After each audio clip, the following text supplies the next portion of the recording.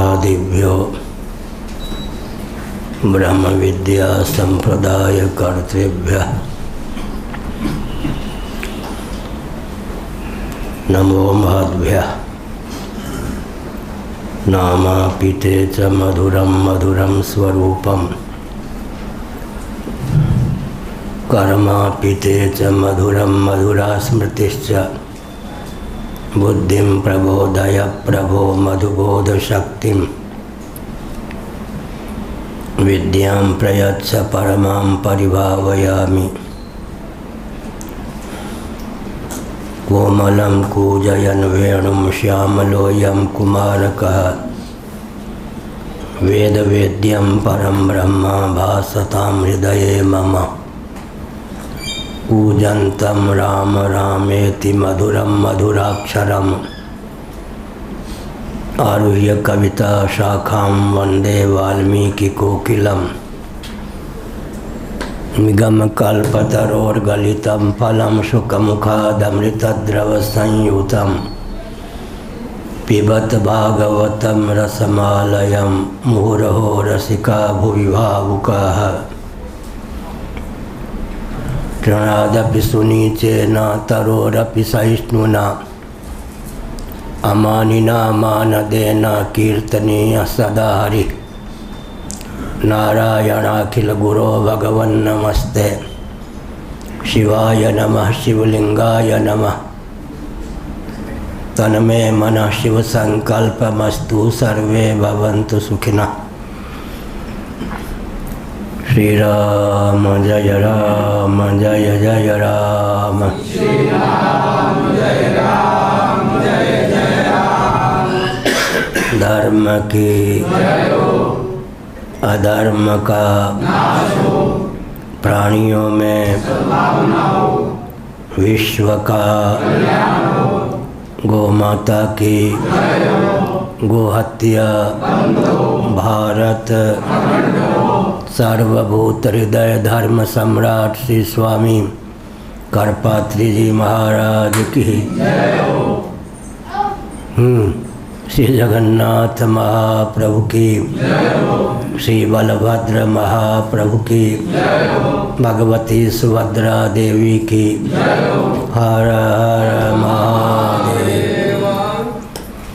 गोविंद जय जय गोपाल जय जय गोविंद जय जय गोपाल जय जय। राधा रमण हरि गोविंद जय जय राधा रमण हरि गोविंद जय जय। श्री कृष्ण गोविंद हरे मुरारे। श्री कृष्ण गोविंद हरे मुरारे। हे नाथ नारायण वासुदेव। हे नाथ नारायण वासुदेव। कौन सा पृष्ठ है? 182 आनंदगिरी।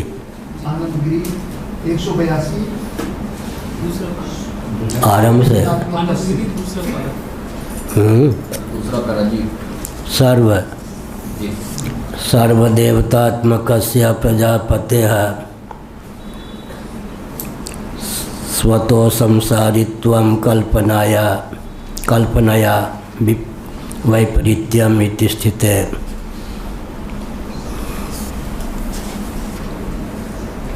शक्यते उत्तर ग्रंथस्य तात्पर्यमाह तत्रयति।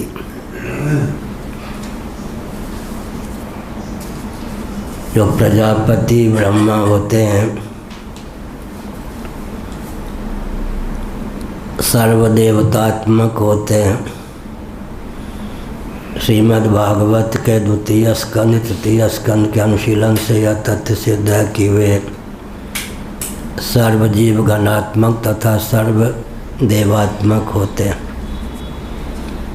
यहाँ देवतात्मक आनंद गिरि जी ने लिखा।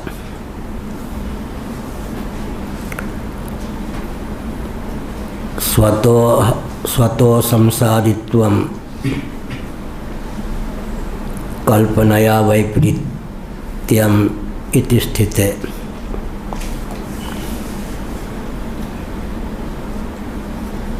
उनमें स्वतः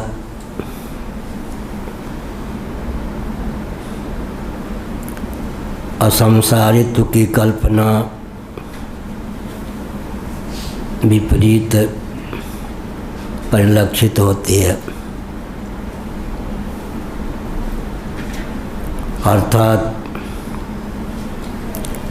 ब्रह्मा भी जीव ही मान्य है, क्योंकि जितने देवता हैं उनका मौलिक रूप जीव ही सिद्ध होता है। वेदादि शास्त्र सम्मत कर्म तथा उपासना के समुच्चय से अंग्रह उपासना के प्रभाव से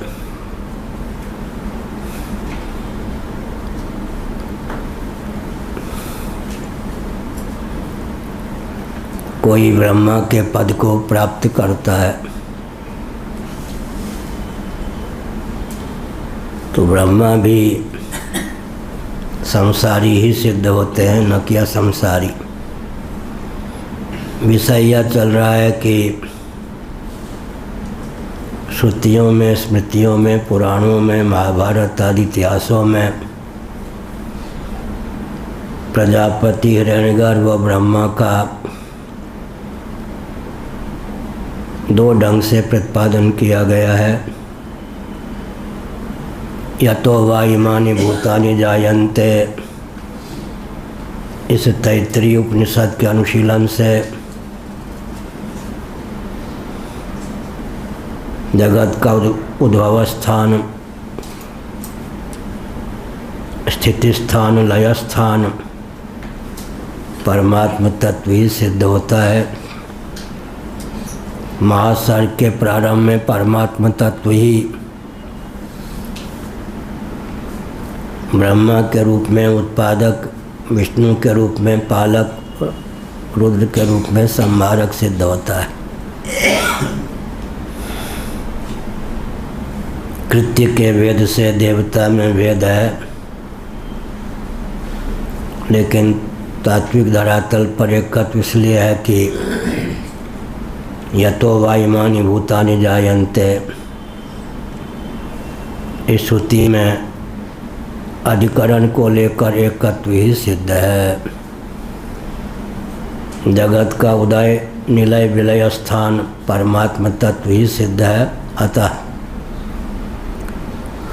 उदय, निलय, विलय नामक कृत्य का संपादक ब्रह्मा, विष्णु, महेश ब्रह्मरूपी ही सिद्ध हैं। लेकिन सर्वदेव घनात्मक, सर्वजीव घनात्मक जब हम ब्रह्मा को मानते हैं, स्वतः वे संसारी ही सिद्ध होते हैं। सत्यथेत्याद्युत्तर ग्रंथस्य तात्पर्यमाह तत्रेति। उत्तर ग्रंथ का अर्थ का अभिप्राय है अग्रिम प्रसंग। ग्रंथ शब्द पूरे ग्रंथ का वाचक होता है ऐसा नहीं। उत्तर ग्रंथ का अर्थ है अग्रिम प्रसंग को लेकर। तात्पर्य कहते हैं, व्यक्त करते हैं तत्रेति। तत्र प्रजापते एकस्य देवस्य अन्नादिलक्षणो भेदो विवक्षिता इति। तत्राग्निरुक्तो अन्नादो अन्नाद्यः सोम इदानीमुच्यते। ब्रह्मार्पणं ब्रह्मविर्ब्रह्माग्नौ ब्रह्मणाहुतं ब्रह्मैव तेन गन्तव्यं ब्रह्मकर्म समाधिना। क्रियाकारक फल के रूप में ब्रह्म तत्व का ही यहाँ प्रतिपादन है गीता के 4 अध्याय में।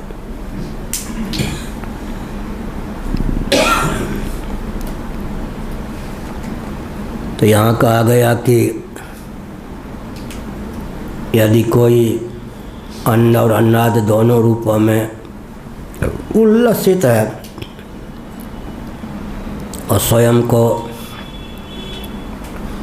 अन्नाद ही नहीं बल्कि अन्न भी समझता है, तो भगवान शंकराचार्य जी ने गीता के 15वें अध्याय के भाष्य में इस तथ्य को उद्भाषित किया कि अन्न दोष से लिप्त नहीं होता। आसक्ति का प्रयोजक कौन है? भेदभाव। भेद बुद्धि में ही आसक्ति होती है। ग्राह्य ग्राहक भाव के रूप में, अन्न अन्नाद के रूप में स्वयं को ही उल्लसित जानता है तो निबंधन को प्राप्त नहीं होता, अन्न दोष से वह लिप्त नहीं होता। भगवान शंकराचार्य जी ने 15वें अध्याय गीता के भाष्य में इस तथ्य को उद्भाषित किया। आखिर ब्रह्मा जीव तो हैं, चेतन तो हैं ही, अपने को अन्न ही मान लें ऐसा तो संभव नहीं। अन्नाद बुद्धि स्वभाव सिद्ध है। लेकिन जब कोई व्यक्ति चेतन अपने को अन्नाद मानता है, अन्न का भोक्ता मानता है और अन्न रूप में भी मैं ही अभिव्यक्त हूँ, इस तथ्य का उसको ज्ञान नहीं होता, तो भर्तृहरि की गाथा चरितार्थ हो जाती है। उनका कथन चरितार्थ हो जाता है। भोगा न भुक्ता वयमेव भुक्ता है। भोग्य पदार्थ हमारे द्वारा क्या भोगे गए, भोग्य पदार्थों ने ही हमको भोग लिया। इसीलिए कहा अन्न और अन्नाद दोनों रूपों में स्वयं को जब प्रजापति समझते हैं तो उनका जीव भाव विगलित होता है, भगवत भावापन्न होकर ही वे शेष रहते हैं। व्यवहार में अग्नि को लेकर भोक्तृत्व सिद्ध है और सोम चंद्रमा को लेकर भोग्यत्व सिद्ध है। सोमो भूत्वा रसात्मक, गीता 15वां अध्याय। हम वैश्वानरो भूत्वा, वैश्वानर माने अग्नि। अग्नि में भोक्तृत्व है, जो उष्ण होता है, रुक्ष होता है, उसमें भोक्तृत्व हो ही जाता है। जो द्रव होता है, शीतल होता है, उसमें भोग्यत्व हो ही जाता है।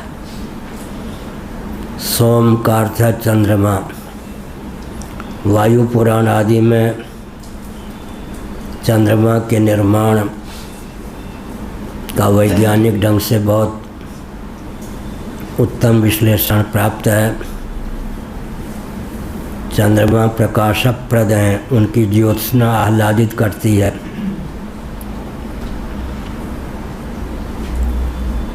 परम शीतल हैं, शीतलता उनकी जल रूपता को सिद्ध करती है। प्रकाशकता उनकी अग्नि रूपता को सिद्ध करती है। तो एक ही चंद्रमा कहने को शीतल होने पर भी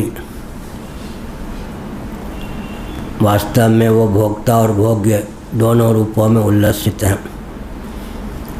लेकिन विवक्षावशात जो भी भोग्य पदार्थ हैं उनकी सोमात्मकता, चंद्रात्मकता, चंद्र रूपता सिद्ध है और भोक्ता की अग्नि रूपता सिद्ध है।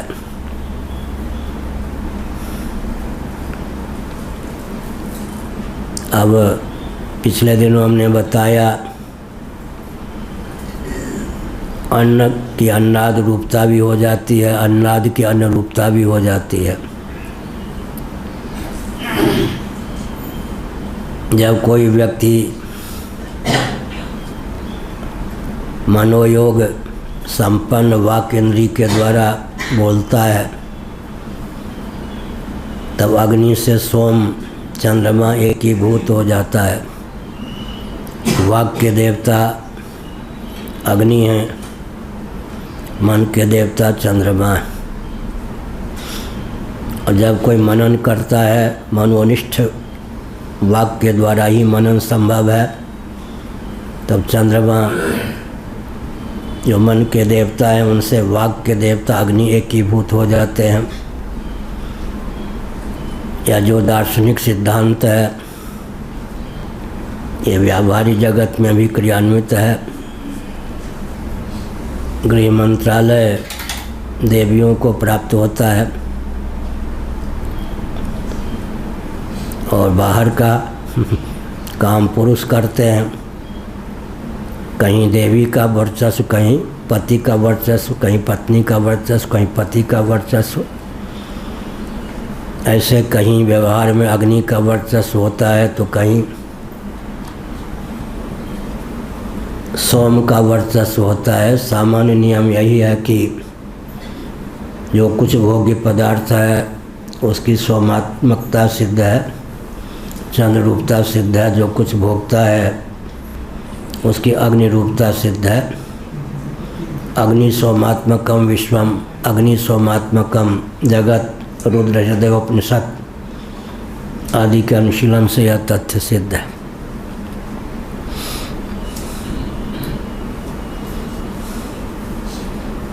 तस्य विषयम परिशिनष्टि तत्र अग्नि इति। प्राप्त संदर्भ में जो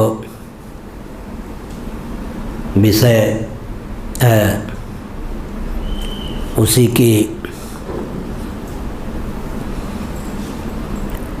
पूर्व संदर्भ से एकत्व को साधते हैं भाष्यकार। तत्र अग्नि ही, अग्नि तत्व जो है उसमें भोक्तृत्व है, सोम चंद्रमा में भोग्यत्व है। गुरुदेव ये जो अच्छा। दक्षिण भारत में उत्तराखंड में महिलाओं की प्रधानता होती है घर में, तो क्या बन जाता है? और जहाँ पुरुष की प्रधानता होती है क्या बिगड़ता है? कुछ ऐसा हमने बद्रीनाथ से ऊपर है माना गांव, माना गांव से ऊपर है वसुधारा, वसुधारा से लेकर श्रृंगेरी, पांडिचेरी, रामेश्वरम, कन्याकुमारी सबकी पैदल यात्रा की है। 2 रुपये नहीं होते थे, 2 कटिबस्त्र भी जर्जर होते थे।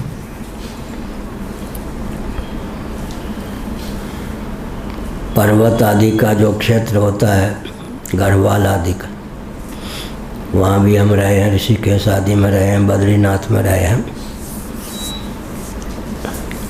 कर्णप्रयाग में भी रहे हैं। वहाँ वृक्ष पर चढ़कर शाखाओं को काटने वाली, ईंधन इकट्ठा करने वाली सब देवियाँ होती हैं। खेती आदि, पुरुष प्रायः ताश खेलना उन दिनों, गप सराका करना, सारा उद्यम ऐसे ही दक्षिण वाले नाराज न हो, उस समय की बात कह रहा हूँ। दक्षिण में भी सारी व्यवस्था अंदर बाहर की माताएं ही करती थी, पुरुष कुछ विचित्र ढंग से ही होते थे। तो वहाँ की परंपरा ऐसी हो गई थी। नारायण।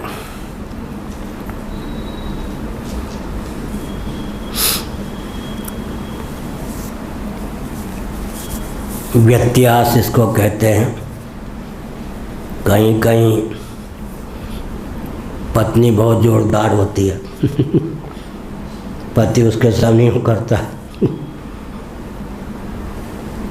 किसी किसी में ऐसा भी होता है। यह स्वाभाविक रूप से मनोविज्ञान की दृष्टि से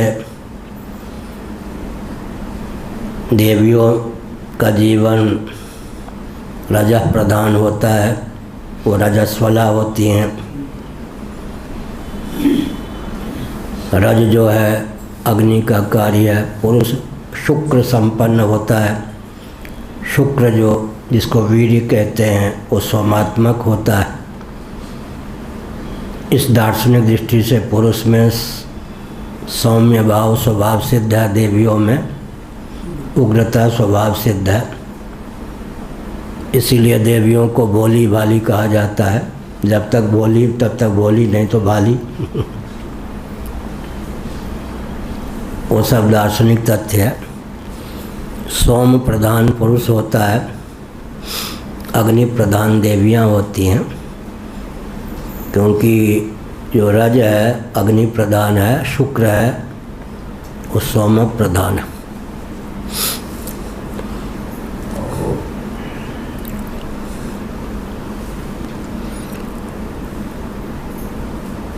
अत्राद्ययोर निर्धारणार्थ सप्तमी।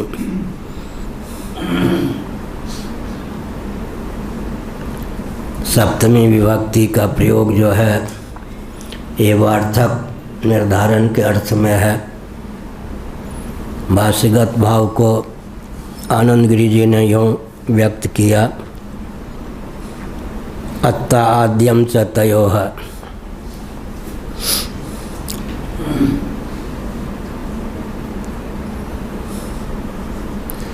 कहाँ था? संप्रति प्रतीकम आदाय अक्षराणि व्याकरोति अथेति। अब भगवान भाष्यकार प्रतीक को लेकर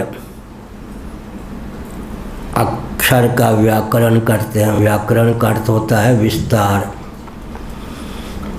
व्याकरण शब्द का अर्थ होता है विस्तार। अनेन जीवेन आत्मना अनुप्रविश्य नाम रूपे व्याकरवाणी। शब्द रूप और धातु रूप वचन विभक्ति आदि के योग से विस्तार की क्षमता व्याकरण में होती है। व्याकरण का अर्थ विस्तार ही होता है। लिंग भेद से, वचन भेद से, विभक्ति भेद से क्या होता है? शब्द में विस्तार हो जाता है। क्रियापरक धातु रूपावली और शब्द रूपावली। व्याकरण का अभिप्राय क्या हो गया? द्रव्य की दृष्टि से शब्द रूपावली, वस्तु की दृष्टि से व्यक्ति और वस्तु, और क्रिया, द्रव्य और क्रिया को लेकर ही व्याकरण की अभिव्यक्ति होती है। जन कर्तु प्रकृति ही व्याकरण का सूक्ष्म राशिया है। प्रकृति का अर्थ होता उपादान। जन कर्तु प्रकृति व्याकरण के अनुसार भी अद्वैत ही सिद्ध होता है। उत्पादक माने कर्ता भी, और प्रकृति का अर्थ उपादान भी एक ही तत्व है। यहाँ एक विचित्र बात है, नदी आदि के भी रूप चलते हैं। संबुद्धि, संबोधन में भी रूप चलता है। तो अगर व्याकरण के अनुसार वो जड़ ही हो तो नदी आदि के लिए संबोधन का प्रयोग क्यों हो? एक बार हमने यह कहा तो पुष्पा दीक्षित विदुषी हैं, व्याकरण के बहुत मर्मज्ञ मानी जाती हैं, तो उन्होंने कहा इधर हमारा ध्यान नहीं गया था। नदी आदि के लिए भी संबोधन, तो व्याकरण के अनुसार भी चेतन का विवर्त ही जगत सिद्ध होता है। इसीलिए जड़ नदी आदि का भी रूप संबोधन में चलता है। जैसे हम कहते हैं हे राम, ऐसे नदी आदि का रूप भी चलता है, पर्वत आदि का रूप भी चलता है। तो व्याकरण के अनुसार भी चेतन का विलास ही जगत सिद्ध होता है।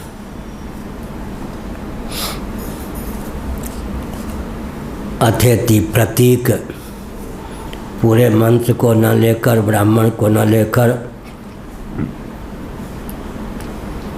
आरंभ के एक दो शब्द को उद्धृत कर देना, यही प्रतीक है। प्रतीकम आदाय अक्षराणि व्याकरोति। भगवान शंकराचार्य की विशेषता क्या है?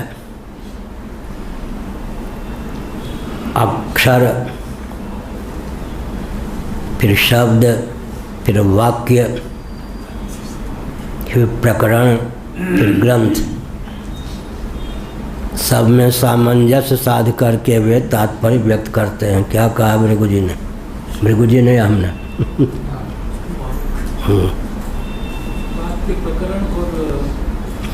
अक्षर, शब्द, वाक्य, प्रकरण, ग्रंथ,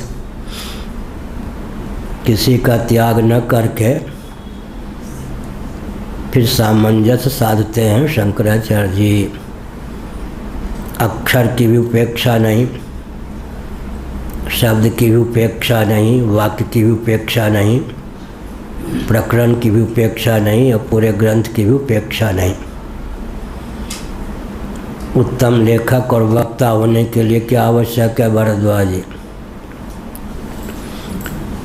वाक्य में प्रयुक्त एक एक अक्षर का जो महत्व है उसको भी द्योतित करे, शब्द के राशि को भी व्यक्त करे, वाक्यार्थ को भी व्यक्त करे, प्रकरण के तात्पर्य को भी व्यक्त करे, फिर पूरे ग्रंथ के अभिप्राय को भी व्यक्त करे।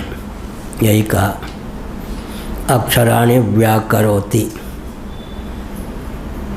ये सब प्राचीन प्रथा पढ़ाने की है, पढ़ने की है। जब से विश्वविद्यालय, वो कौन थे, सोम कुलपति रहे थे ना प्रयाग में, सोम कौनपति, हाँ, यहीं उड़ीसा के थे। उन्होंने कहा महाराज विश्वविद्यालय नहीं विश्वविद्यालय है।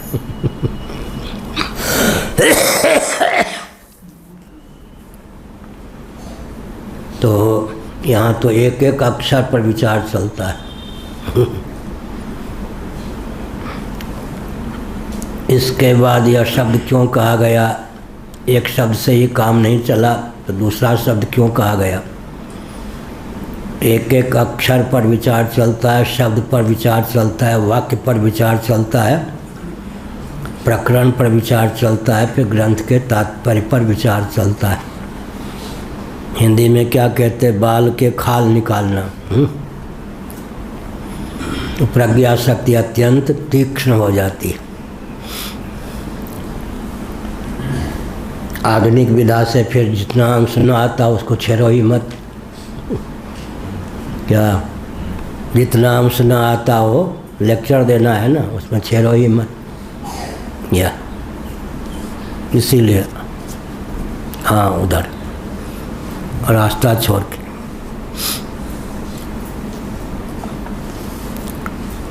अतु सर्गानंतर्यम अथ शब्दार्थ।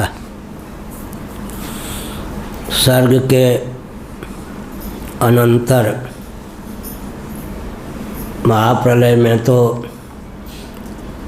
भोक्ता और भोग्य की विभाजक रेखा विगलित रहती है। अन्न और अन्नाद दोनों एक होकर ही शेष, पुरुष और प्रकृति दोनों एक होकर ही शेष। पूर्व मीमांसकों के अनुसार न कदाचित अनिदृशम जगत,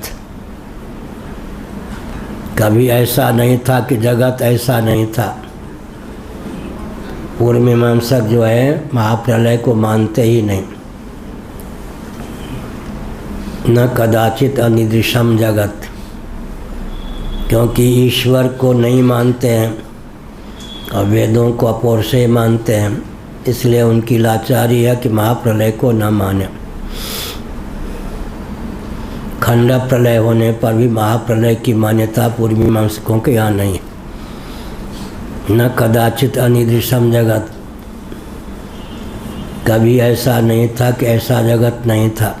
या हमारे यहाँ यथा पूर्व कल्पयत, भगवान का अस्तित्व मान्य है। यथा पूर्व भगवान सृष्टि की रचना करते हैं, समर्थ होने पर भी कर्तुम अकर्तुम अन्यथा कर्तुम समर्थ होने पर भी जो लीक है, मर्यादा है, उसका उल्लंघन भगवान भी नहीं करते। आकाश के बाद ही वायु की रचना होगी, वायु के बाद ही अग्नि की रचना होगी, अग्नि के बाद ही जल की रचना होगी, जल के बाद ही पृथ्वी की रचना होगी, पृथ्वी के बाद ही पार्थिव प्रपंच की रचना होगी। पार्थिव प्रपंच का लय पृथ्वी में ही होगा, पृथ्वी का लय जल में होगा, जल का लय अग्नि में होगा, अग्नि का लय वायु में होगा, वायु का लय आकाश में होगा, आकाश का लय अव्यक्त में होगा। महाप्रलय में अव्यक्त और आत्मा दोनों एक ही भूत होकर शेष रहेंगे। अव्यक्त ही प्रथम अन्न है। कल हमने बताया प्रकृति ही प्रथम अन्न है। जिसने प्रकृति को ही प्रथम अन्न समझ लिया वो क्या हो गया? वो तो ब्रह्म भावापन्न हो ही गया।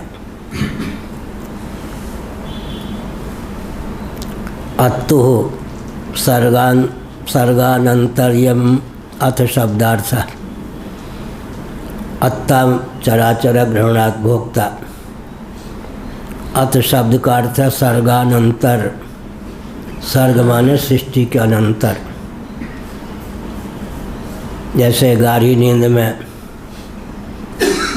भोक्ता और भोग्य एकीभूत होकर बीज रूप से ही शेष रहते हैं, ऐसे महाप्रलय में सदैव सौम्यदम अग्र आसीत एकमेवा द्वितीयम। लेकिन विभाग, अन्न और अन्नादि का विभाग, भोक्ता और भोग्य का विभाग, और कौन सा जीव जगत और जगदीश्वर का विभाग, यह सब सर्ग माने सृष्टि के आरंभ में महासर्ग में होता है। रेतसा सकाशाद अपाम सर्गेपि सोम सर्गे किम आयातम इत्याशंक्या। रेत सकाशात अपाम सर्गेपि, प्रजापति के रेत से, वीर्य से, शुक्र से अपाम सर्गेपि जल की सृष्टि हुई। उसी को सोम सर्ग कहते हैं। ऐसा हमने समझ लिया, लेकिन ऐसा जो भाष्यकार भगवान ने लिखा, इससे क्या प्रयोजन हाथ लगा या पूछा या कहा?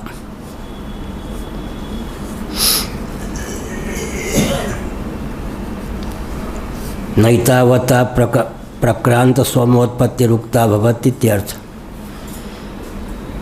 इतने मात्र से सोम की उत्पत्ति तो सिद्ध नहीं होती, तो कहते हैं द्रवात्मकश्चेति। जो चंद्रमा है, सोम है, वो द्रवात्मक है।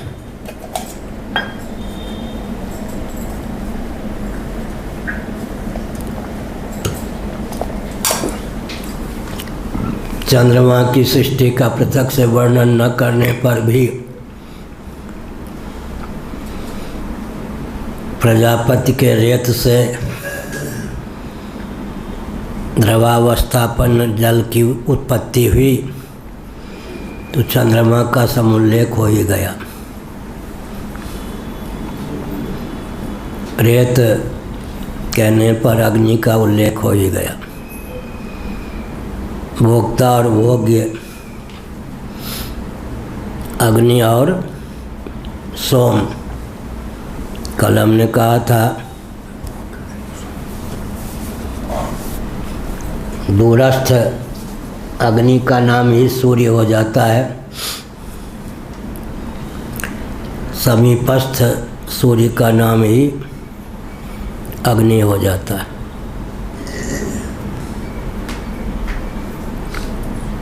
श्रद्धाख्याहुते है सोमोत्पत्ति श्रवणात् तत्र शैत्योपलब्धेश्च इति भावः।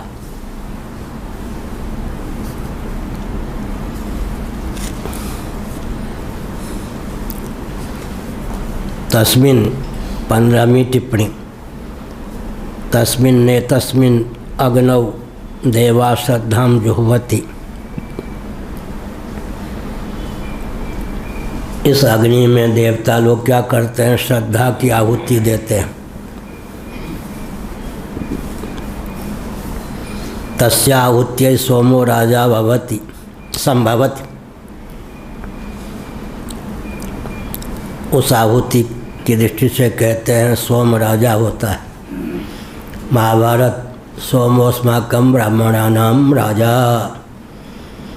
अत्रिनंदन जो सोम है, हम ब्राह्मणों के राजा हैं। जब कोई ब्राह्मण राज सिंहासन पर किसी राजकुमार को अभिषिक्त करते थे तो क्या बोलते थे? महाभारत सोमोस्माकं ब्राह्मणानां राजा। हम ब्राह्मणों के राजा का नाम है सोम। अत्रिनंदन सोम चंद्रमा। सोम जो हैं भोग्य भी हैं और अंत में राजा होने के कारण भोक्ता भी हैं। ये राजन, कभी ऐसी भूल मत करना कि हम पे शासन करने लग जाना। सोमोस्माकं ब्राह्मणानां राजा। प्रजा पर शासन करने के लिए तुम्हें हम राजपद दे रहे हैं। हम ब्राह्मणों पर शासन मत करना। अगर आप उच्छृंखल हो जाए तो दूसरा अर्थ क्या होगा? हमारा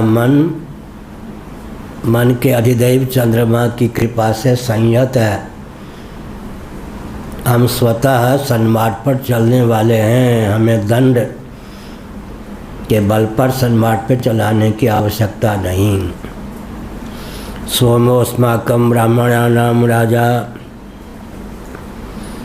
श्रद्धां जुह्वति तस्याहुत्यै सोमो राजा संभवति। अत्र श्रद्धा जलम श्रद्धा व आपा इति श्रुतेः। अब श्रद्धा शब्द का प्रयोग किया गया। भगवान भाष्यकार जैसे निपुण व्यक्ति न मिलते श्रुति को तो श्रद्धा का अर्थ है जल, उसी को आप कहते हैं।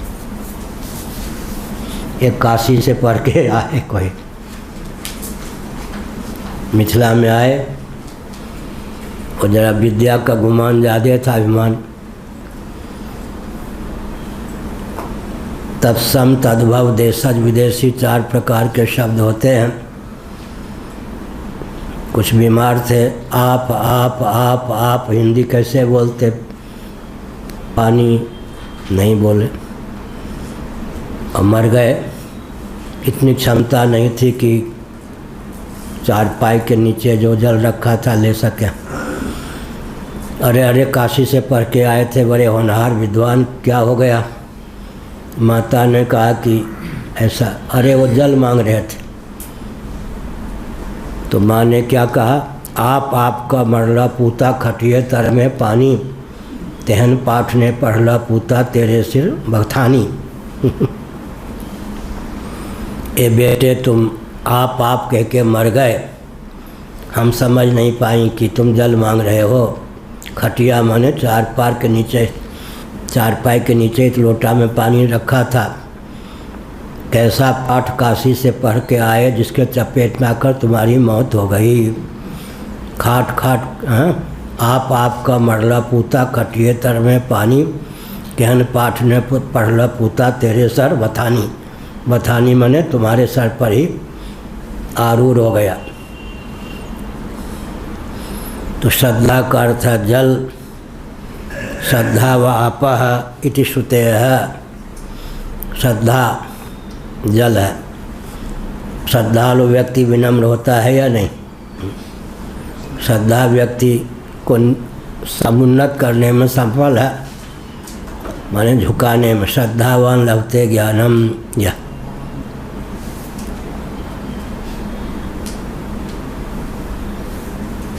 एक मध्य प्रदेश के बाबा थे।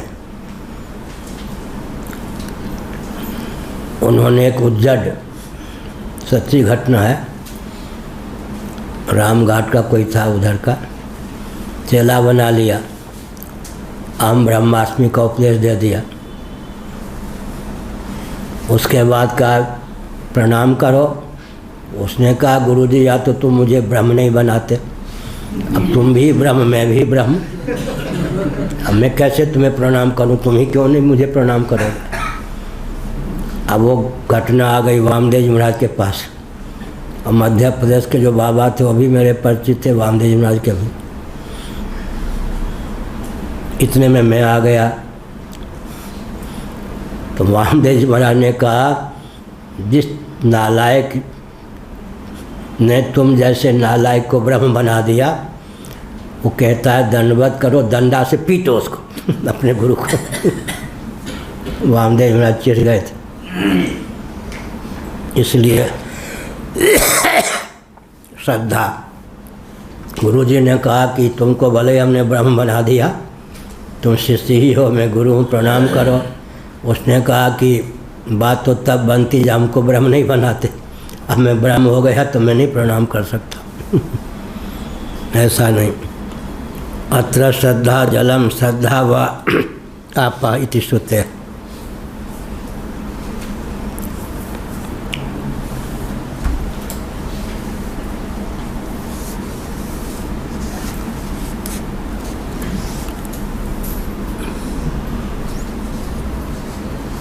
श्रद्धाख्याहुते सोमोत्पत्ति श्रवणात् तत्र शैत्योपलब्धेश्च इति भावः।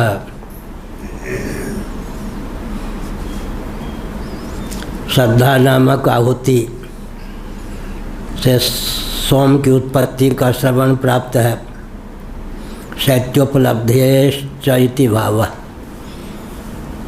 सोम का अर्थ केवल चंद्रमा ही नहीं होता है, शीतलता।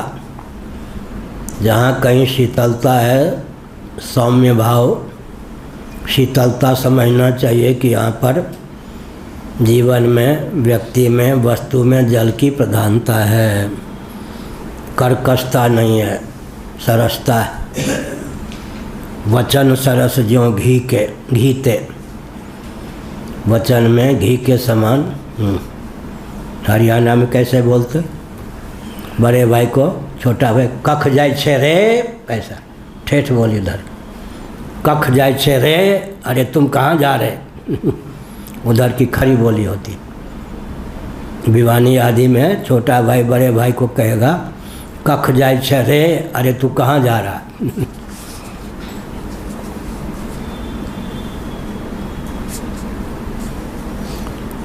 सोमस्य द्रवात्मकत्वे फलितमाह तस्मादिति। तस्मात् यद आर्द्रम प्रजापतिना रेजसा सृष्टम तत् वो सोम एव। मान लिया कि सोम द्रवात्मक है और है भी, फलित क्या हुआ, फलित माने लबो लबाव सार क्या हुआ। जबकि बात ऐसी है, इसलिए प्रजापति के द्वारा अपने रेत से शिष्ट जो जल है वो सोमात्मक ही है। अग्निसोमयोः अन्नान्नादयोः शिष्टावपि जगति षष्टव्यानन्तरम् अवशिष्टमस्ति इत्याशङ्क्याः एतावत् इति। एतावद्वा एतावदेव न तो अधिकमिदं सर्वम्। ये वायु गैस के कारण 3 दिन हो गए होंगे, पढ़ना लिखना सब बंद, 4 दिन पढ़ना लिखना सब बंद। 8-8 घंटे में कंप्यूटर पे काम। इस बार पहले चरण में ही इतना गैस। अग्नि सोमयोः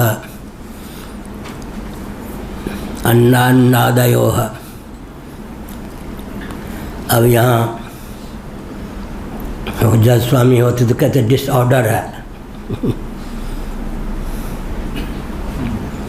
अग्नि का नाम पहले लिया, सोम माने चंद्रमा का नाम बाद में लिया, लेकिन कह दिया आनंद गिरी जी अन्न और अन्नाद। अग्नि कहा तो अन्नाद पहले होना चाहिए था, सोम कहा तो अन्न, तो जज स्वामी होते डिसऑर्डर। लेकिन फिर गुरु की आवश्यकता क्या, इसलिए अन्न अग्नि सोम कहा, अन्न अन्नाद कह दिया। पलट लेना चाहिए अन्नाद और अन्न। अग्नि कौन हो गए, अन्नाद, सोम कौन हो गए, अन्न। अग्नि सोमयोः अन्नान्नादयोः सृष्टावपि जगति षष्टव्यांतरम अवशिष्टम अस्ति इत्याशंक्या। इतना विशाल जगद्वाल है,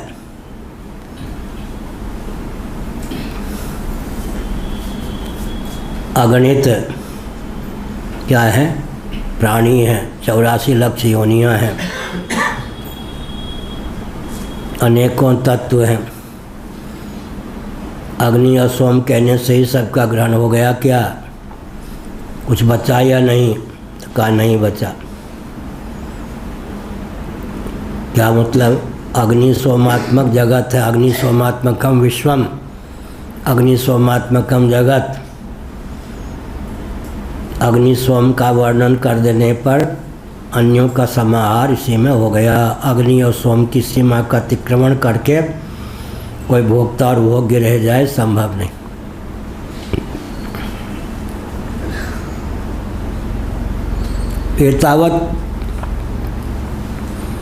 एतावदेव न तो अधिकम इदम सर्वम, इतना ही, न कि इससे अधिक कुछ और। तो सारांश भी 1000 पृष्ठों में जो ग्रंथ लिखा जाए,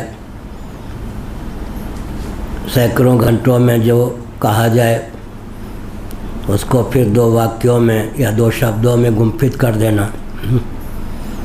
ऐसे ही विस्तृत जगत, अनंत कोटि ब्रह्मांड, कोटि माने प्रकार,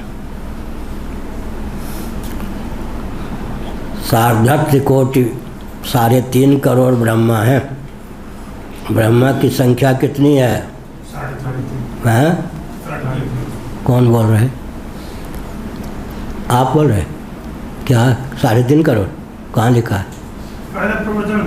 हाँ सर, तभी तो श्री जगन्नाथ जी की प्रतिष्ठा करने के बाद ब्रह्मा जी ने कहा, स्कंद पुराण, हम 3.5 करोड़ ब्रह्मा हैं। 3.5 करोड़ ब्रह्मा हो गए तो 3.5 करोड़ ब्रह्मांड भी हो गए। सार्धत्रि कोटि, 3.5 ही क्यों, अ उ म और अर्धमात्रा। मंत्रों की संख्या कितनी है, 7 करोड़, क्यों, 3.5 और 3.5 7, अनुलोम विलोम। उपनिषदों में लिखा है मंत्रों की संख्या 7 करोड़, अनुलोम और विलोम। संगीत में चलता अनुलोम विलोम, ये संगीतज्ञ हैं। सारे ग म प ध नि, सानी ध प म ग रे, आगे पीछे 3.5 हो गए 7। सार्धत्रि कोटि ब्रह्मांड, हम ब्रह्मा 3.5 करोड़ हैं। मंत्रों की संख्या 7 करोड़, 3.5 और 3.5।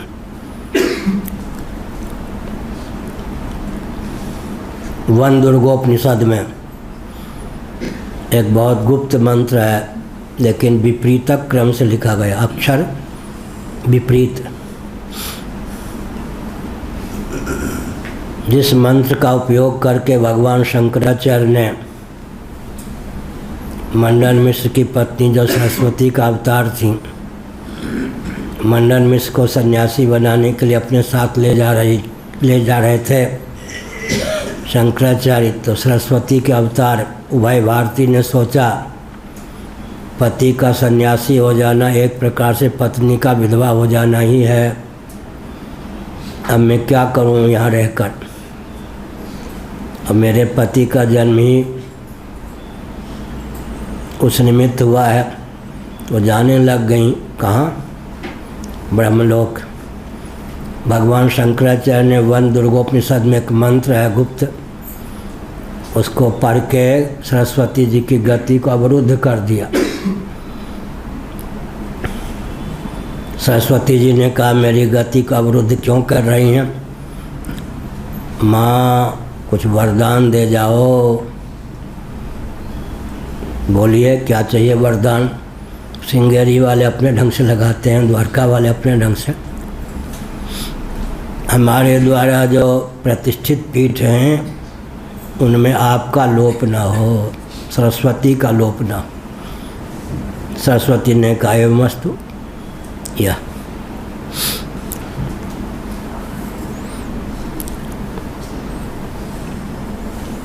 आजकल इस भौतिकता के युग में महाराष्ट्र वाले सुन रहे हैं, क्या नाम है? ओम प्रकाश। हाँ तब तो ठीक है, ओम प्रकाश। इस समय मनुवादी होकर डंके की चोट से जीवित रहना बड़ा कठिन।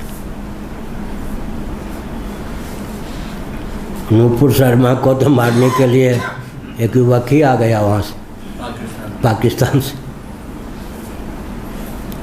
आजकल के समय में मनुवादी होकर जीवित रहना, तो दर्शन विज्ञान व्यवहार में सामंजस्य साध कर बोले तो जीवित रहे, नहीं तो नहीं। इसलिए सुप्रीम कोर्ट ने भी आज कहा है कोई दंडात्मक कार्रवाई नहीं होगी नूपुर शर्मा के लिए। सुप्रीम कोर्ट की लाचारी यह है कि पूरे देश में बवाल हो जाएगा। सुप्रीम कोर्ट ने समझ लिया, भूतपूर्व जितने न्यायाधीश हैं सब हिंदू बल पड़ेंगे तो विश्व युद्ध या गृह युद्ध भी संभव है। सुप्रीम कोर्ट की लाचारी है कहने की, संघे शक्ति कलौ युगे। अच्छा उस पर बोलेंगे तो कुछ और ही हो जाएगा। उसने ऐतिहासिक तथ्य का अनुवाद कर दिया केवल। वहाँ के ग्रंथों में जो लिखा है अमुक व्यक्ति का जीवन चरित्र, नाम नहीं लो रहा, अमुक व्यक्ति का जीवन चरित्र उन्हीं के यहाँ जो लिखा है परंपरा से, उसका केवल अनुवाद कर दिया तो बवाल मच गया। तो सुप्रीम कोर्ट को भी मालूम है कि कुछ दंडात्मक कार्यक्रम होने से, क्रियाकलाप होने से गृह युद्ध न हो जाए, अग्नि सोममयो या विश्व युद्ध न हो जाए। अग्नि सोममयो रन्नादयो शिष्टावपि जगति षष्टव्यांतरम अवशिष्टम अस्तित्याशंक्या है। मान लिया कि अग्नि और सोम का सर्जन हो गया। सर्जन अंग्रेजी का शब्द है या संस्कृत का या दोनों का? दोनों का। सर्जन, सर्जन ठीक। पंजाबी लोग क्या होते? सर्जनहार, भगवान के लिए सर्जनहार। इधर सर्जन कौन होते? चिकित्सालय में कोई सर्जन होता है। अग्नि सोमयो अन्नादायो। तो यहाँ पर अग्नि को अन्नाद कर लें, पाठ्यक्रम के अनुसार नहीं, अर्थक्रम। नियम क्या हुआ? पाठ्यक्रम से अर्थक्रम बलवान होता है। क्या हुआ? नाम मैं भूल जाता हूँ, जिनको पंडित कुछ कह देता हूँ। क्या नाम है? प्रफुल्ल। हम पंडित आजकल पंडित ही कह रहे हैं, पंडित जी। पाठ्यक्रम से अर्थक्रम बलवान होता है। हाँ तो यहाँ कौन है अर्थक्रम? अंतिम वाक्य याद रह गया। ठीक, अग्नि सोम लिखा है, उधर क्या लिखा है?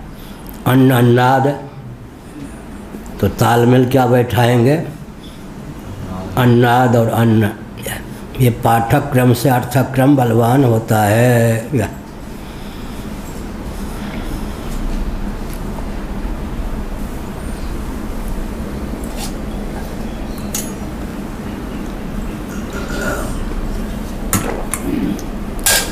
रामचरितमानस में कहाँ लेंगे? फिरत सदा माया के प्रेरा, काल कर्म स्वभाव गुण घेरा। काल के बाद कर्म, फिर स्वभाव। ये क्या है? पाठक क्रम, अर्थक क्रम क्या होगा? काल, स्वभाव और कर्म। कहाँ से? श्रीमद् भागवत दूसरे और तीसरे स्कंद के अनुशीलन से। काल के बाद होता है स्वभाव, स्वभाव के बाद होता है कर्म। काल क्या करता है? क्षोभ। काल का काम क्या है? क्षुब्ध कर देना। स्वभाव का क्या हुआ काम? क्षुब्ध वस्तु को, परमाणुओं को आवश्यकता अनुसार अगर सृष्टि का अवसर है तो कार्योन्मुख कर देना, प्रलय का समय है तो कारणोन्मुख कर देना। यह स्वभाव का काम। कर्म का हुआ अंत में जन्म, माने सृष्टि का समय है तो कार्य को उत्पन्न कर देना, प्रलय का समय है तो कार्य को कारण भावापन्न कर देना। फिरत सदा माया के प्रेरा, काल कर्म स्वभाव गुण घेरा। काल, स्वभाव, कर्म।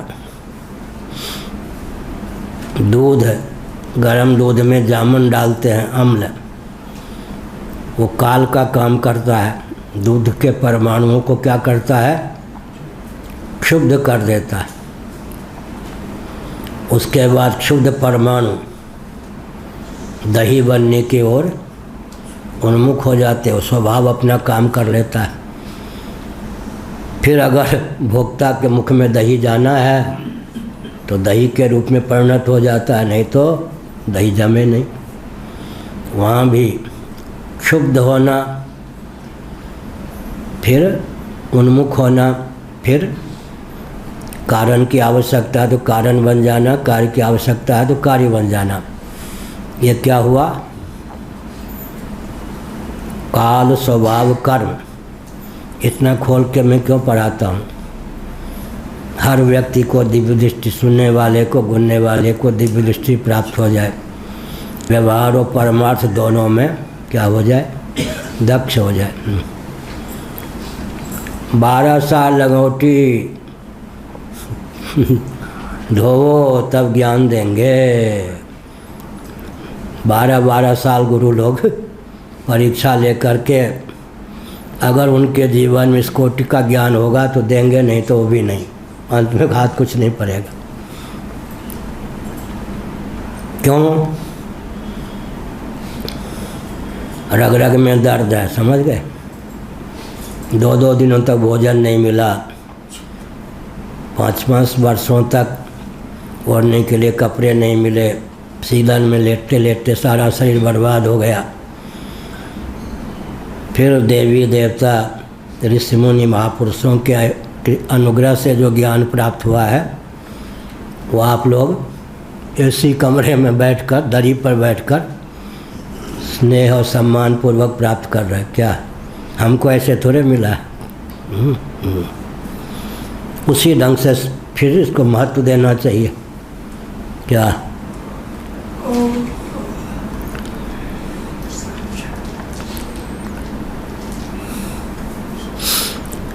आप्यायक सोमः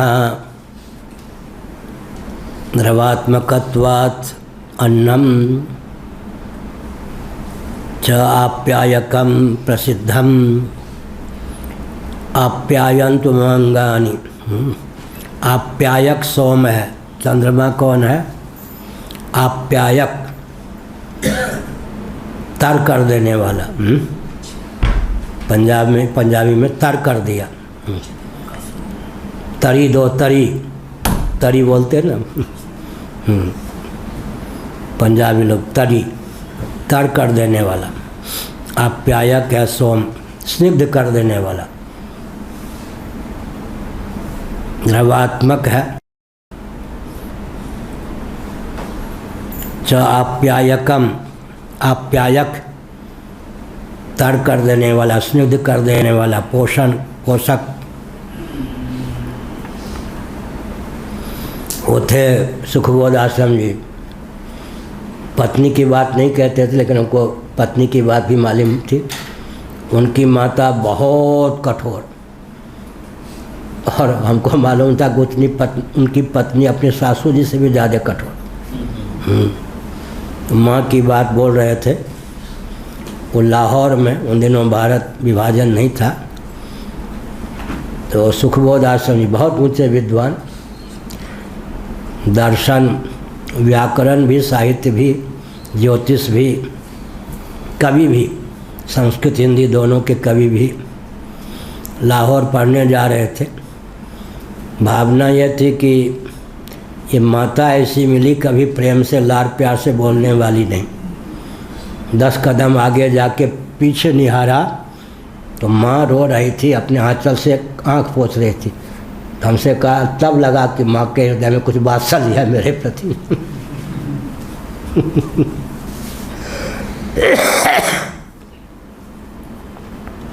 ये नहीं,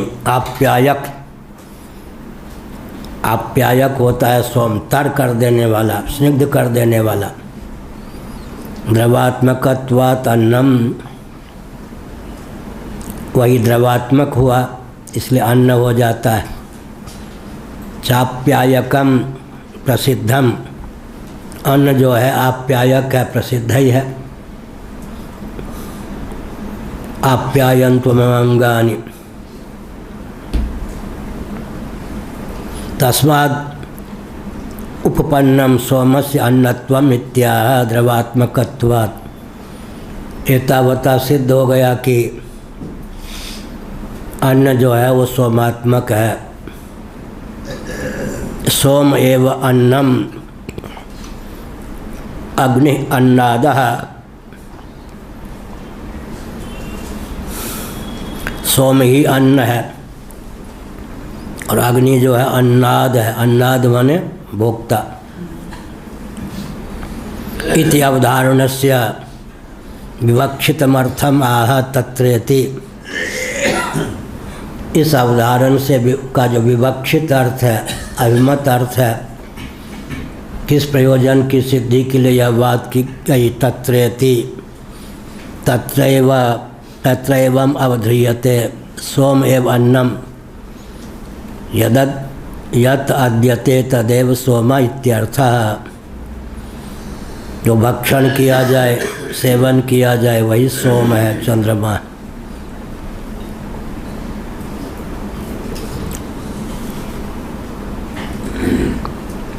यथोक्तम वाक्यम सप्तम्यर्थः।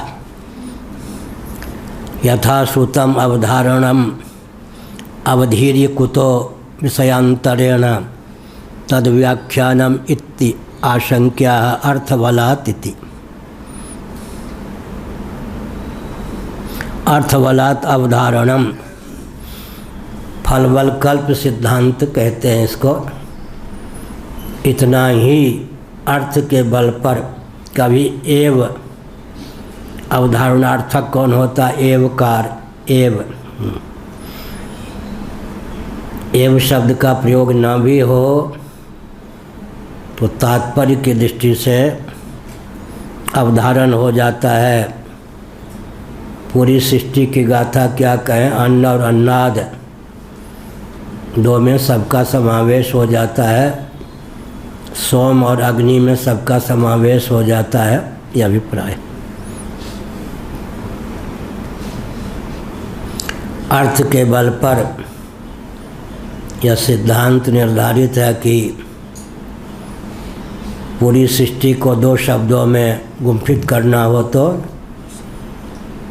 अग्नि और सोम, भोक्ता और भोग्य, अन्नाद और अन्न।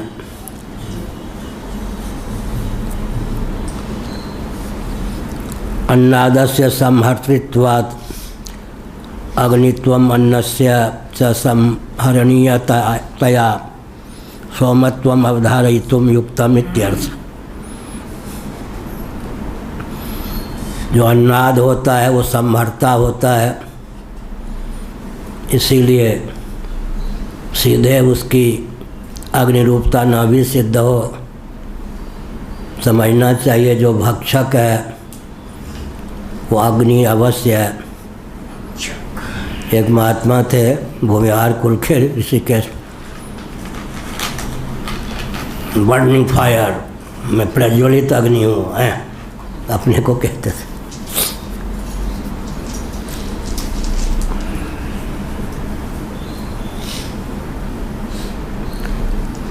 अन्नादस्य संहर्तृत्वात् अग्नित्वम अन्नस्य च संहरणीयतया। संहरणीय जो होता है वो अन्न होता है, सोम होता है। संहर्ता जो होता है वह अग्नि है। संहारक की भी आवश्यकता है या नहीं? और संहृत होने वाला संहरणीय, उसकी भी आवश्यकता है। जगत संभरणीय है। सोमत्वम अवधारयितुम युक्तम, जिसे आत्मसात किया जाता है, जिसका संभार किया जाता है, वो सोमात्मक हो जाता है। जो संभार करता है वो अग्नि रूप हो जाता है। ननु अन्नस्य सोमत्वेन न नियमोऽग्निरपि जलादिना संहारान्न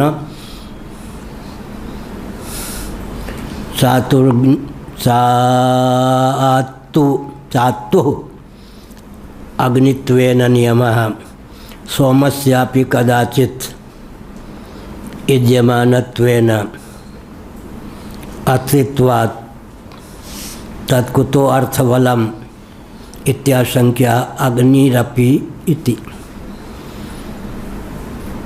कहते हैं कि यह नियम सार्वभौम तो नहीं है, कहीं कहीं अग्नि में भी भोग्यत्व प्रसक्त होता है, सोम में भी भोक्तृत्व प्रसक्त होता है। तो अंत में क्या कहेंगे? विवक्षावसात दोनों ही सोम और दोनों ही वहनी अग्नि। हमने उदाहरण दिया, बोलते समय वाक्य में मनोनिवेश हो जाता है। वाक्य के अधिदैव कौन है? अग्नि। मन के अधिदैव कौन है? चंद्रमा। मानो बोलते समय अग्नि में चंद्रमा की आहुति दी जाती है। अब मनोनिष्ठ वाक्य को कर लें तो मनन के समय चंद्रमा में अग्नि की आहुति दी जाती है। तो दोनों ही अग्नि, दोनों ही सोम चंद्रमा, दोनों ही भोक्ता, दोनों ही भोग्य। गोबर छोट कहत अपराधो।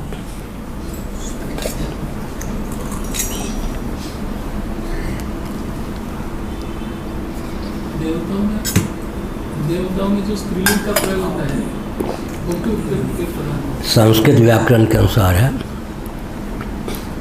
ठीक। अंग्रेजी का व्याकरण अपने ढंग का, संस्कृत का अपने। संस्कृत में देवता स्त्रीलिंग, आत्मा पुल्लिंग है। और हाँ, भोक्तृत्व है देवताओं में। हाँ, इसीलिए स्त्रीलिंग वाचक है क्या? स्त्रीलिंग पदवाचक कौन? देवता शब्द जो है क्या भोक्तृत्व है? माने प्रधान नहीं कर, देवता भोक्ता है। ये है। तो भोक्ता है तो अग्नि हो गए या सोम? अग्नि हो गई। अग्नि हो गए। पूछ क्या रहे? पूछ क्या रहे? उसमें स्त्री तो, लेकिन पुरुष और स्त्री जो सांख्य दर्शन के हिसाब से, तो पुरुष में भोक्तृत्व वहाँ तो उपलक्षण है। जो भोग्य हो जाए वो चंद्रमा है, जो भोक्ता हो जाए वो अग्नि है। यह अभिप्राय। क्योंकि तर, शीतल, जल जो कुछ है, स्निग्ध, वो चंद्रमा है। रूक्ष, दाहक, उत्तेजक जो कुछ है वो कौन है? अग्नि है। इस दृष्टि से गुरुदेव, पूरा शरीर देवताओं के अधीन है सबके अपने अपने देवता हैं। तो विचार करने पे ऐसा नहीं लगता है कि इसके प्रमुख चंद्रमा ही हैं। 80% अगर देखा जाए तो व्यक्ति का अगर मन ठीक है तो जीवन में परोपकार है, पराक्रम है, बुद्धिमानी है, सारा का सारा। तो 80% तो चंद्रमा से ही ठीक हो जाता है व्यक्ति के। हाँ ठीक सब कुछ। इसीलिए कहा ना सोमोस्माकम ब्राह्मणानाम राजा, महाभारत। हम ब्राह्मणों के राजा चंद्रमा हैं। दूसरा अर्थ क्या होता है? हमारा मन चंद्रमा के अनुग्रह से कभी कुमार्ग में जा ही नहीं सकता। हम स्वतः अनुशासित हैं। ये राजाधिराज, ये राजकुमार, तुझे मैं राजा के पद पर अभिषिक्त कर रहा हूँ। कल मुझ पे ही ऐठ रोब नहीं झाड़ना। तुम हमारे राजा नहीं, हम ब्राह्मणों के राजा, क्षत्रिय नहीं। हम ब्राह्मणों के राजा कौन है? चंद्रमा। अर्थात हम अनुशासित हैं। चंद्रमा का अनुग्रह से हमारा मन संयत है, कुमार्ग पे चलने वाले नहीं।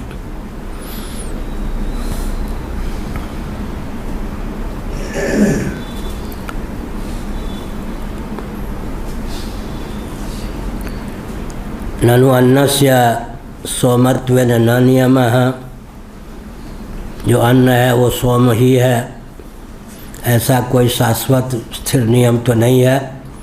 व्यत्यास भी परिलक्षित होता ही है।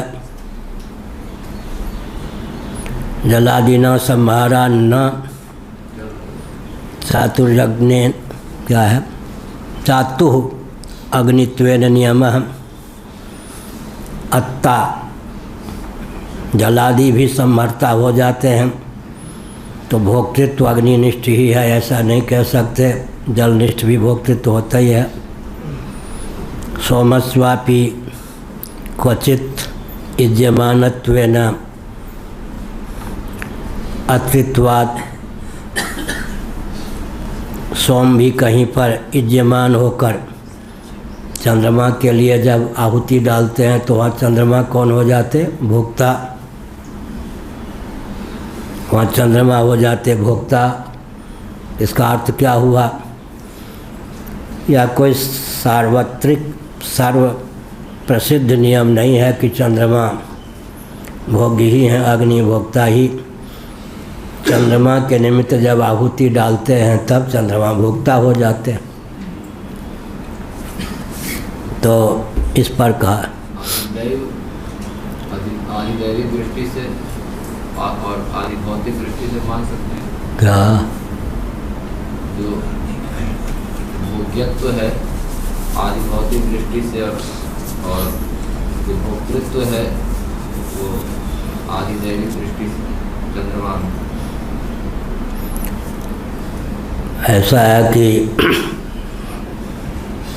आधिदैविक दृष्टि का मतलब हुआ आहुति जब चंद्रमा के लिए आहुति चंद्रमा को जब आहुति देते हैं तो वहाँ पर चंद्रमा भोक्ता हो गए। हवनी सामग्री जो है भोग्य है, आधिदैविक दृष्टि से है ही, देवता तो हैं ही। और जो भोग्यत्व जो है अधिदैव भी कहीं अध्यात्म हो जाता है। जीव के लिए जितने अधिदैव हैं सब भोग्य हैं या नहीं? विषय करण सुर जीव समेता सकल एक तेक सचेता। विषय भोग्य हैं, करण में भोक्तृत्व है। करण भोग्य हैं तो अधिदैव में भोक्तृत्व है। अधिदैव भोग्य हैं तो जीव में भोक्तृत्व है। जीव भोग्य हैं तो जगदीश्वर में भोक्तृत्व है। अंत में एक ही परमात्मा जीव जगत जगदीश्वर तीनों रूपों में। भोग्य का अर्थ होता है शेष, भोक्ता का अर्थ होता है शेषी। श्री रामानुज संप्रदाय में जितने जीव हैं सब शेष हैं, भगवान ही शेषी हैं। ऐसा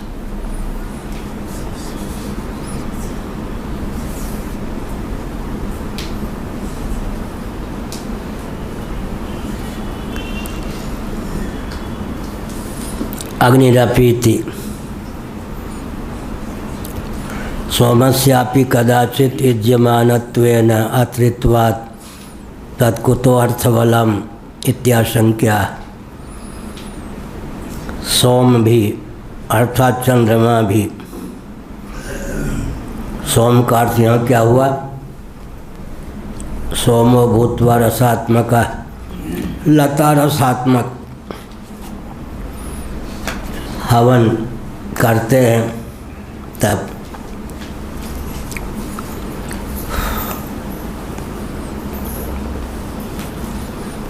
कदाचित इज्यमानत्वेन अत्रित्वात्, चंद्रमा भी जब इज्यमान होते हैं तो उनमें वह नित्य की प्रसक्ति हो जाती है। चंद्रमा के निमित्त जो याग होता है उसमें भोक्ता तो चंद्रमा ही होते हैं, अग्निरूपता चंद्रमा की सिद्ध हो जाती है। सोपि संहार्यश्चेत सोम एव सच संहर्ता चेत अग्निरेव इति अवधारण सिद्धि इति। वो भी संहार्य हो जाता है। संहार्य माने संहार का विषय, तो सोम ही संहर्ता हो जाता है फिर। इसलिए उस समय उसमें अग्नित्व की अवधारणा करनी चाहिए। उस समय उसको ही समय लेना, अग्निभावापत्ति हो गई ऐसा।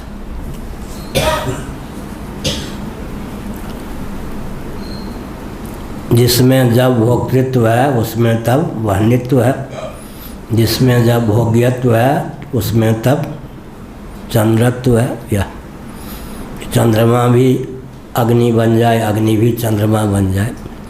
अब नियम का भी कहीं व्यभिचरित नहीं हुआ।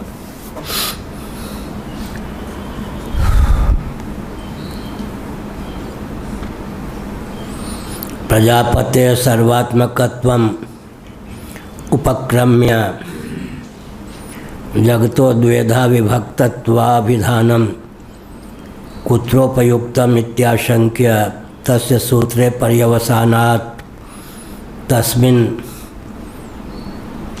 तस्मिन्नात्मबुद्धयोपासकस्य सर्वदोषराहित्यं फलमत्र विवक्षितम् इत्याह एवमिति। दो प्रकार का विभाग हो गया। अब कोई ऐसा व्यक्ति है जो स्वयं को चंद्र, सोममय और वहनीमय दोनों ही समझता है, तब मैं ही अन्न हूँ, मैं ही अन्नाद हूँ, इस प्रकार की भावना हो जाने पर सर्वात्म भाव की सिद्धि हो जाती है, निबंधकता विगलित हो जाती है। प्रजापति सर्वात्मक क्यों हैं? उनको इस प्रकार का विज्ञान सुलभ है कि मैं ही अन्न हूँ, मैं ही अन्नाद हूँ, मैं ही सोम हूँ और मैं ही कौन हूँ? अग्नि हूँ। एक प्रजापति स्वयं को चंद्रमा और अग्नि दोनों रूपों में व्यक्त करते हैं।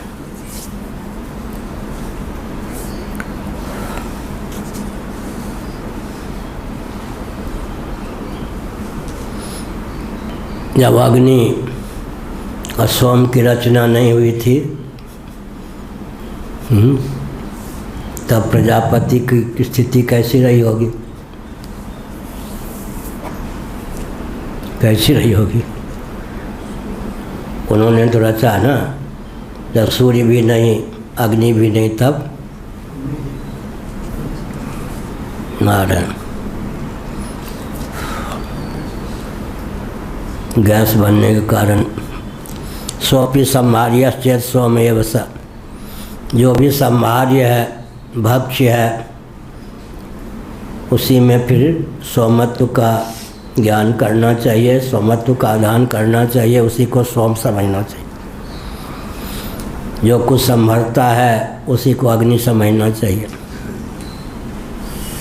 प्रजापते सर्वात्मत्वम उपक्रम्य जगतो द्वेधा विभक्तत्वाभिधानम कुत्रोपयुक्तम इत्याशंक्य तस्य सूत्रे पर्यवसानात् तस्मिन् आत्मबुद्धयोपासकस्य सर्वदोषराहित्यं फलम् अत्र विवक्षितम् इत्याह एवमिति।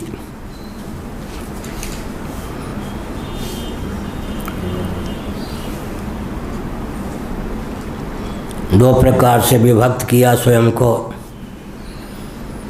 उसका फल क्या है? प्रजापति को यह बोध है कि मैं ही अन्न और अन्नाद, सोम और सूर्य, सोम और अग्नि दोनों रूपों में व्यक्त हूँ, इसलिए वे निबंधन को प्राप्त नहीं होते। हम लोगों में भी किसी को अगर यह ज्ञान जच गया, पच गया, जम गया कि हम अन्न और अन्नाद दोनों ही हैं, तो वो बंधन को प्राप्त नहीं हो सकता, क्योंकि द्वैत बुद्धि ही बंधन में हेतु है। जब अन्न और अन्नाद दोनों रूपों में व्यक्ति स्वयं को समझ लेता है तो बंधन का कोई अवसर ही प्राप्त नहीं होता। भोक्ता और भोग्य दोनों रूपों में एक तत्व की अभिव्यक्ति है।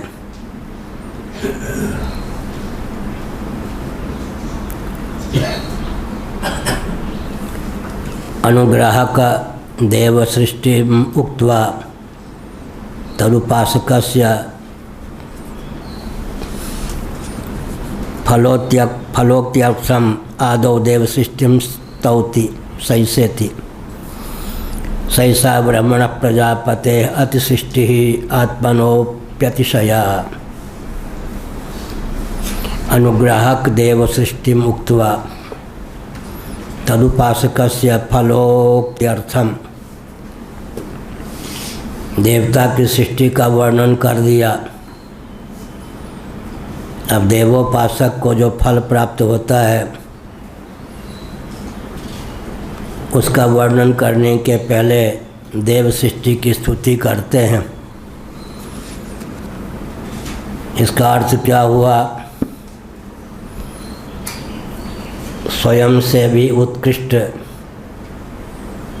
देवों की रचना प्रजापति ने की। कल हमने कहा था प्रजापति सर्वजीव घनात्मक, सर्वदेव घनात्मक आदि जीव हैं। वो तपोबल से क्या करते हैं? पाप को भस्म कर देते हैं। उसके बाद देवताओं की संरचना करते हैं। अपने से भी परिष्कृत उज्ज्वल देवताओं की संरचना करते हैं। तो देव सर्ग प्रजापति से उत्कृष्ट हो गया, यह अभिप्राय है। इसका अभिप्राय क्या हुआ? कोई अध्यापक बहुत परिश्रम करके तैयारी करे और विद्यालय में विद्यार्थियों के बीच में प्रवचन कर दे, पढ़ावे, तो क्या होगा? परिष्कृत ज्ञान विज्ञान बच्चों को शीघ्र मिल जाएगा या नहीं? विद्यार्थियों को उसको तो कई पापड़ बहुत बेलने पड़े। ऐसे ही देव सृष्टि, देवताओं की जो सृष्टि है वो प्रजापति से भी उत्कृष्ट है। प्रजापति जो हैं अपने से भी उत्कृष्ट सृष्टि के रचयिता होते हैं। इसलिए लिखा है सर्वत्र विजय की भावना रखे, हमारा पुत्र हमारा शिष्य हमसे भी योग्य हो, ऐसी भावना करे। जो अपने शिष्य या पुत्र की भी उन्नति नहीं सह सकता। मैं पद यात्रा करते करते सुंदरपुर गजान सज्जनानंद जी के गांव में पहुंच गया। सज्जनानंद जी का परिचय नहीं था पहले। एक पंडित आ गए, महाराज बहुत कष्ट है। उन दिनों सन्यासी नहीं था। क्या कष्ट है? मैं व्याकरणाचार्य हूँ, विद्वान हूँ। बहुत परिश्रम करके मैंने भागवत पढ़ा। मेरा बेटा नाटंकी में था, कुछ गाना बजाना सीख गया, मंडली छोड़ के भाग गया है, वो कथावाचक बन गया है। मुझे अब कोई पूछता नहीं, अब मेरे बेटे को ही लोग बुलाते हैं। तो मैंने कहा जो रुपया मिलता है, दक्षिणा मिलती है, देता किसको है? जुआ खेलता शराब माता को देता है। तो हमने कहा कि आपको कष्ट क्या है? वो मूर्ख राज हमसे ज़्यादा पूज रहा है, इससे बढ़कर कष्ट क्या होगा? लोग मेरी कथा सुनने नहीं चाहते। अब मैं क्या करता, उनके आंसू को मैं क्या पूछता लेकिन देवता जो होते हैं ये परिष्कृत सृष्टि के, इसलिए पढ़ने आदि में क्या लाभ होता है?